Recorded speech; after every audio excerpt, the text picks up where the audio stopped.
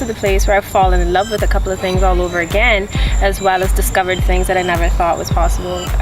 It's been amazing, the support that coaching has provided to me as an emerging leader, as a boss, as a child, a child of two parents, as a sibling. In my relationships, in my life, in my operation, I've become far more efficient in my use of time, and in my ability to connect to people with the experience that I've gained from coaching. Well, most of all, what I've seen with you is a sense of ownership and confidence. Like, you're willing to say, I've always thought of Aniki as someone who was a natural born leader.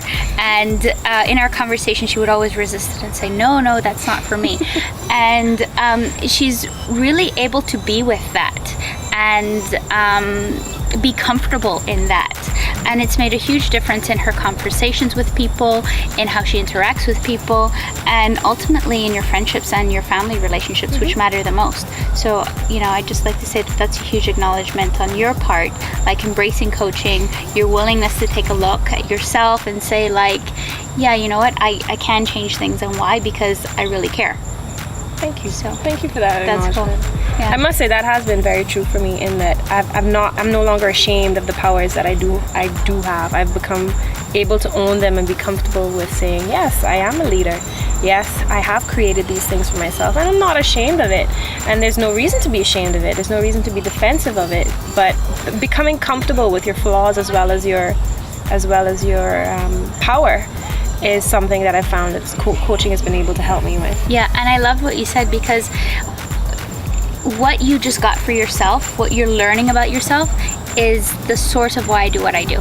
So I love being able to talk to someone, and through our conversation, they get that they can make a difference. They get that how they can make different choices, how they can, kind of be comfortable in their own, I guess, for lack of a better word, power. And that's a huge shift, because when you get that, then you also transfer that on to others. Yeah, and I think you influence others to be able to be with themselves around you, and to be themselves around you, which is the beginning of the acceptance that you create in your own self-acceptance. It kind of just vibrates off of you. Exactly. It's kind of like a ripple in a pond when you throw a rock in there, and then it just kind of vibrates out. It's really cool. I think it's made it easier, for instance, for my staff to come and say, boss, I made a mistake. Can you help me fix this? It's been able to, it's made it possible for members of my family to be very open with me in a place where they would have been defensive and a little bit more protective of their territory. You'll see it in my friendships, where I've evolved socially into friendships that are really true to me, not necessarily the friendships that I grew up with. Not to say that I've turned my back on anyone, but to say that it's been an evolution of what is around me. Well, they're more authentic for you, aren't they? I would say so. I would say that I am around people that I have chosen to be around. Yeah. And who choose to be around me, rather than having the conversation of, yes, we shared a crib. Yes. Yeah. Absolutely.